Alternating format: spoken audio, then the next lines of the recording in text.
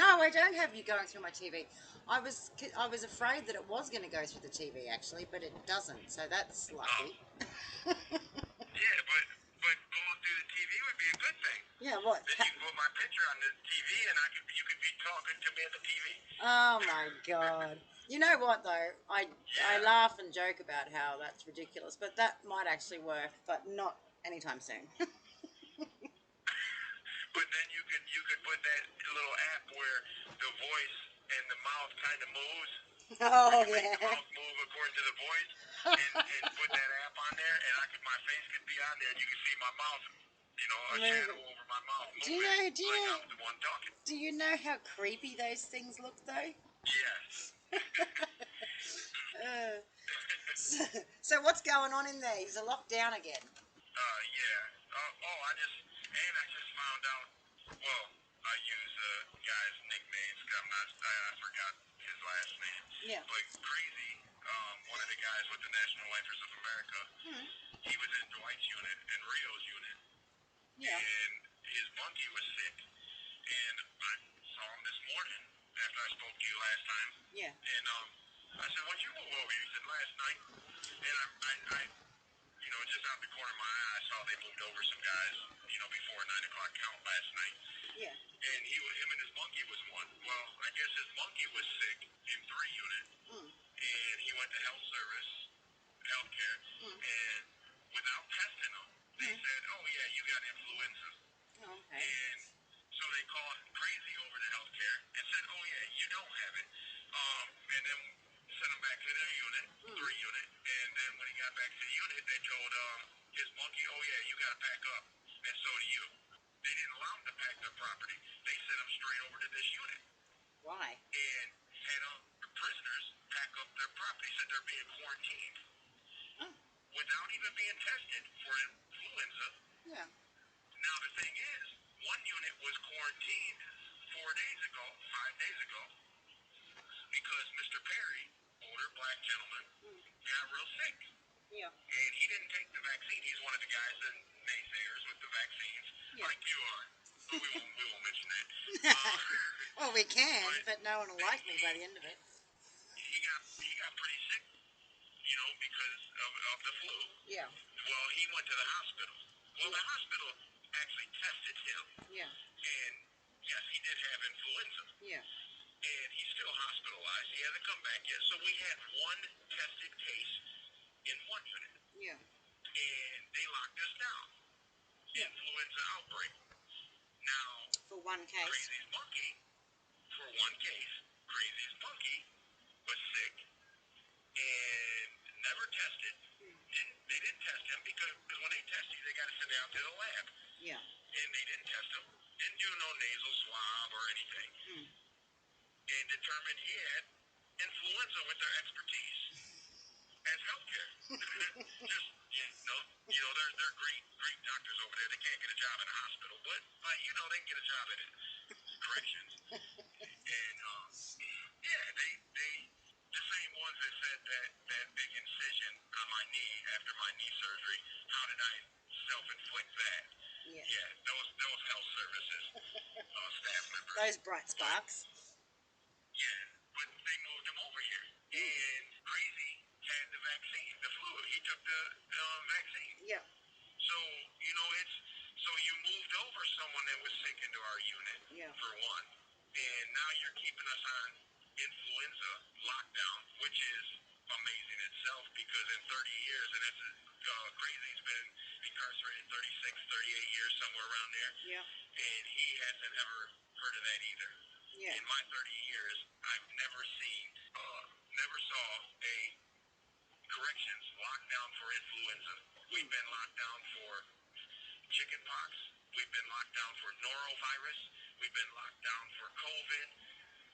We've been locked down for scabies. We've been locked down for communicable diseases, but never influenza because it comes every year. So this is another opportunity for the Michigan Department of Corrections to control stuff. So now they're canceling visits so people don't get to see their loved ones during the holidays. Oh, how kind. They don't get visits. Yeah. But that allows staff not to work. Yes. they don't have to do anything. Just sit around, eat chips, and twiddle their thumbs. Yeah, because it's just a tough job. It requires so much education to work as a correction official. You sound slightly bitter there, sir. Yeah, it's unbelievable what corrections has turned into. But we're Macomb got the great leadership of Willis Chapman that came back from Lansing to act as the warden, and Bridget Spencer, the deputy warden, is supposed to make changes. But you know what? People still stabbing each other. People still getting high. People still doing everything they were doing before this great leadership change. That's going to make changes. But you know one thing they haven't done? What's that? They haven't brought back any rehabilitative programming. They haven't brought back anything for people to do. Still running it. They went right back to running the same way. But we don't have to worry about that because, last week we had 2 stabbings and 2 fights in the unit within a 4-day period. So no, that's not a concern. No. No, why would it be? Yeah, why would that be a concern? Let us put all effort and desire into stopping my master's in divinity program. Yes, well, that's a far worthier cause to disrupt. Yeah, that's more important. If they put that same amount of effort that they did to impede and to stop my graduate program that they agreed to, Well, not did, still put doing. that much effort into helping people, helping prisoners change, helping them rehabilitate, helping them educate, the violence, drug use, and all that would actually go down. Yes. Well, you'd like to think so. It is just unbelievable that they put that much effort into preventing something so positive. Well, they're very busy locking people down. Yeah. Over the flu.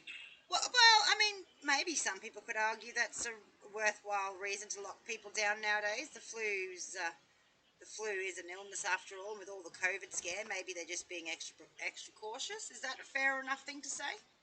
I mean, granted, one person. Well, I mean, death rates are down with COVID. And up by stabbings. Many people are vaccinated. I mean, if you're going to continue to run corrections as a lockdown, provide no rehabilitative programming, they should change the name to just Michigan Prison System and take away corrections.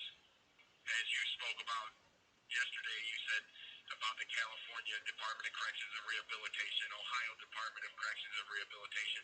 They just need to take away corrections from that statement, because if you're going to start just warehousing prisoners again, then these long-term sentences that you're giving, you have to do something about that, because that's what leads to instability of institutions. They end up blowing up. It's like a powder keg. You provide nothing for prisoners to do.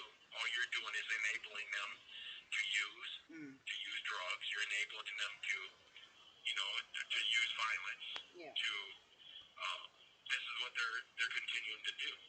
Well, and even if they're not enabling them, they're definitely causing the frustration to do those things. It's like in society, Philadelphia and some of the other states have a system where they pass out needles and crack pipes in their communities, thinking that's going to get people to stop using drugs or make it safer.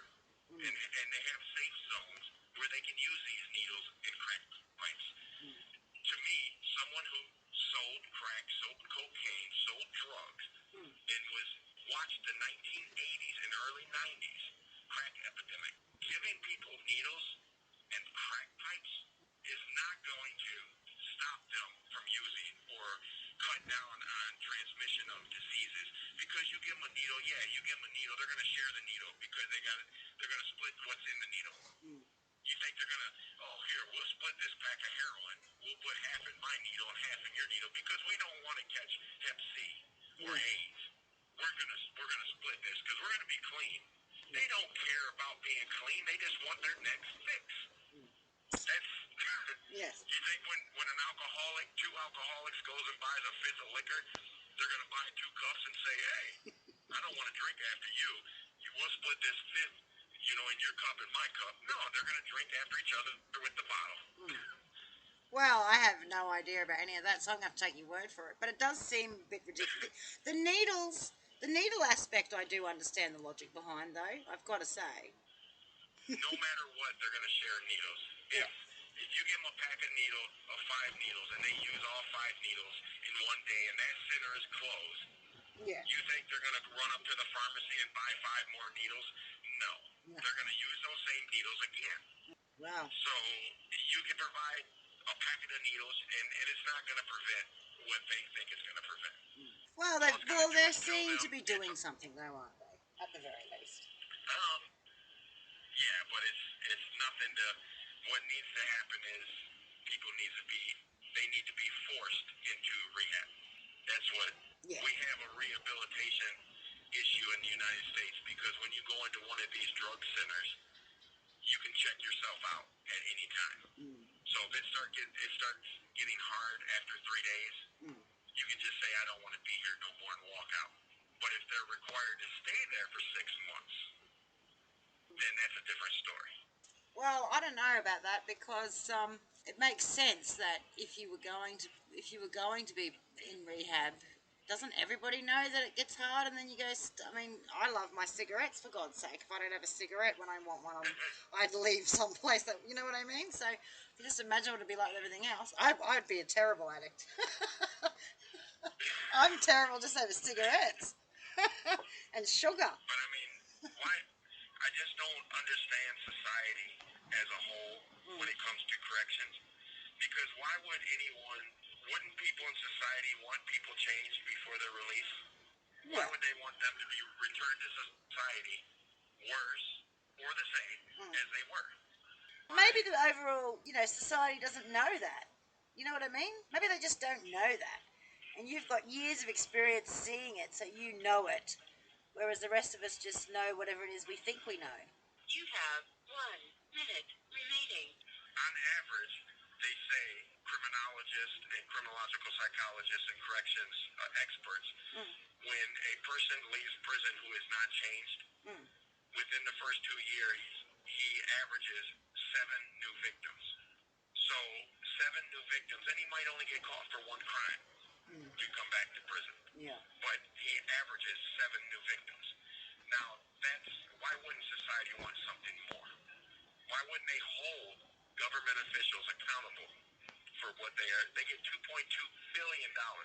They should be able to provide programming and stop opposing rehabilitation and education.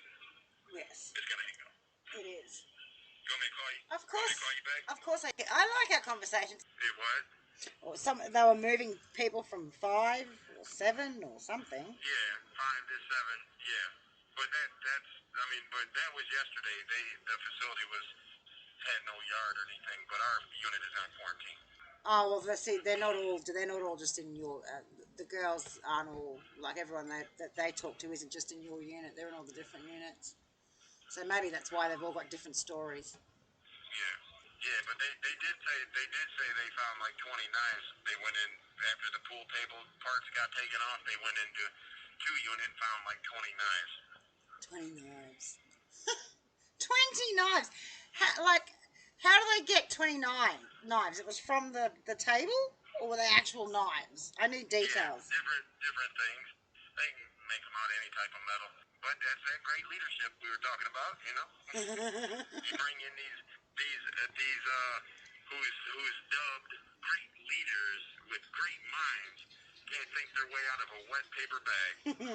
And you can't tell that that's a biased opinion at all when you say it like that. I mean, it's the truth, I know. It's when you believe in your mind, they got in a fight, let's lock them down. Let's lock 240 prisoners down because 2 people got into a fight and keep them locked down for 2 days. Another fight happens. Let's keep them locked down for another 2 days. What do you think's going to happen? You keep on stripping people away from being able to go to library, call-outs, their rehabilitative programs. So you're punishing them, keeping them away from rehabilitation because 2 people you don't even know got into a fight. Yes, makes total sense to me. How can How can any correction official with sound mind, and I say sound mind, and I'm talking about mental illness, diagnosed by the psychological experts of this world, say that that's going to deter two monkeys from getting into a fight? Because you're locking them in a 7 by 9 cell together for so many hours. And then you're not even allowing people to get showers. You're not allowing things to be cleaned. I mean, you have to be the most incompetent person to believe if that's the case, if punishment like that is the case, then every one of these ghettos in Detroit would not have any crime. Because you surely are locking up people from Detroit from crime. I mean, it's obvious. But this is the type of individuals they place in leadership roles and allow them to make these type of decisions. And Well, they're not held accountable. well, it does seem to be a little bit of a stupid idea based on very little knowledge I have on the whole thing. But what is their reasoning for it? Do they give a reasoning? They say it because it's going to deter other people from doing it. This is what they're saying. Two young black gang members from opposite gangs get into a fight. You're going to punish Everybody. two old white men that are in their 80s because those two got in a fight. That doesn't even make sense. You could reverse it and say two little white guys in gangs get into a fight. They're both 20 years old. So you're going to punish two elderly black gentlemen in their 70s, 80s for that fight. They have nothing to do with it. So no matter what, those two elderly black gentlemen or two elderly white gentlemen aren't going to fight anyway. They're not going to be the ones doing it. So what I'm hearing is lock all the young people up and leave the old people alone. I mean, how can you say it's deterring other people from doing it? Those older gentlemen, people that's older, don't do that anyway. I mean, it's just common sense. So how are you deterring them? Individuals that are trying to change their lives around aren't going to do that anyway. It's not going to happen, so you're not deterring anyone.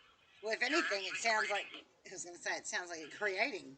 Yes, you're creating because now you're agitating Everybody a else. larger population. You're agitating the other young people. Are they that stupid they don't realize that, or is that what they're trying to do?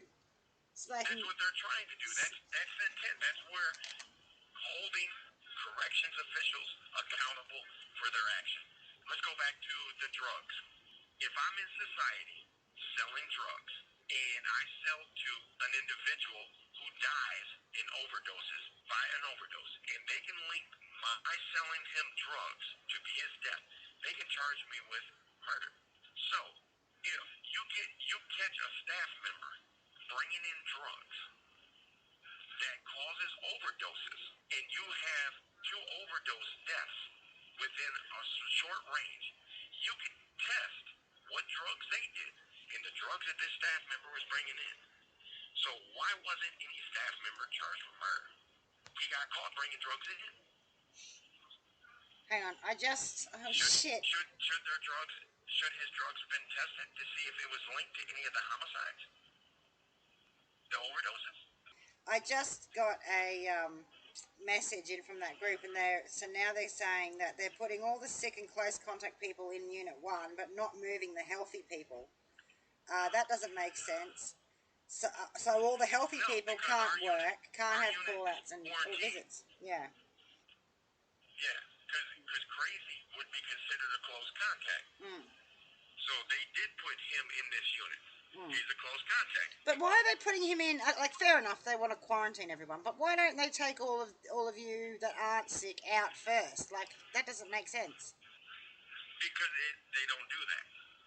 Okay. Just like when COVID hit, when COVID was here, they moved the ones that were sick out of cells. Not even cleaning those cells. They moved people that weren't sick into those cells.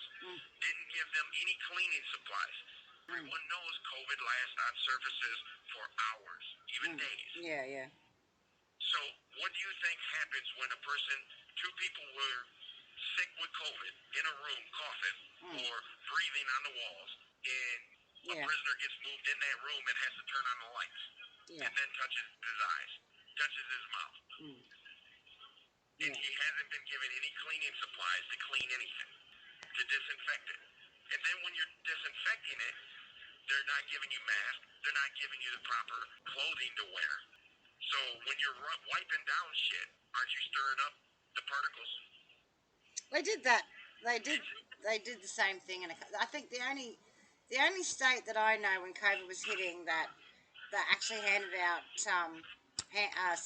cleaning supplies was up in California. California's not a it's a southern state, isn't it? Yes. Yeah, it was California, and everywhere else everyone was complaining of no masks, no cleaning stuff. They weren't even. Sometimes they couldn't even get soap. Yeah, and this is so why move people? Why are you moving people? So everyone gets it. Because all you're doing is moving, so everyone gets it. It's like a childhood chickenpox party. Yeah, yeah. But you should link, you should send these recordings to Paula. Tell Paula to share. Yeah, I will. Hang on, Because I've just. she knows, because I'm in the unit that's quarantined, and they're putting close contacts in here, and they're putting people that are sick.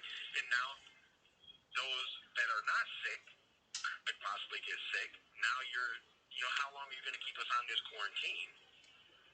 Well, how many people are in that unit? 240. So, assuming everyone gets it, thanks to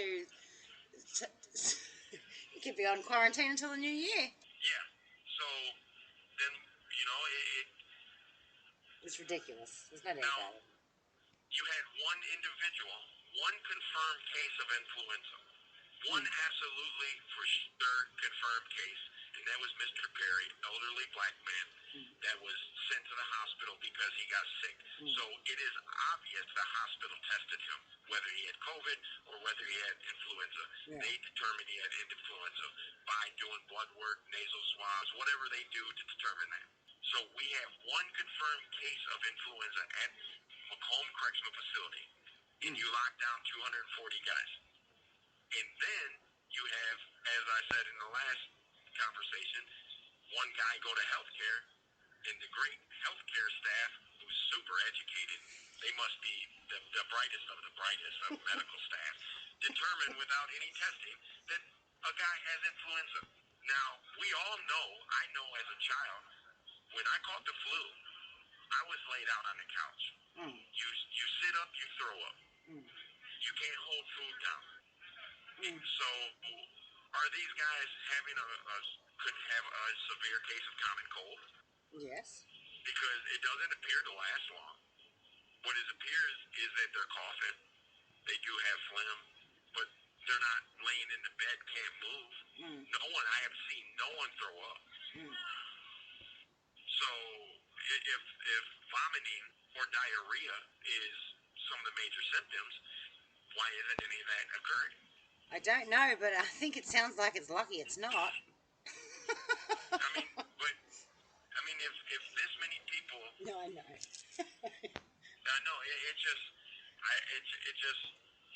it's a competency at the highest level. Well, it's not, because it's not from any genuine concern about flu. No. Clearly. No. And it's almost...